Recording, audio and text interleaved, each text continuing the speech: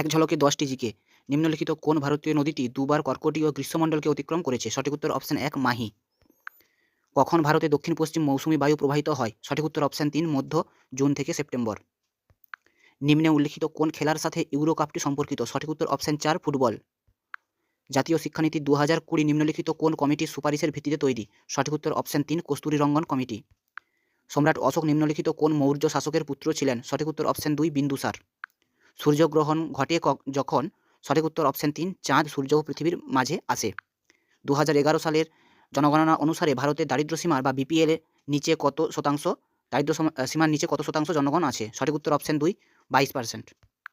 Integrated watershed management programme নিম্নলিখিত কোন মন্ত্রণালয় দ্বারা বাস্তবায়িত হয়েছে? সঠিক উত্তর অপশন 1 পল্লী উন্নয়ন মন্ত্রক।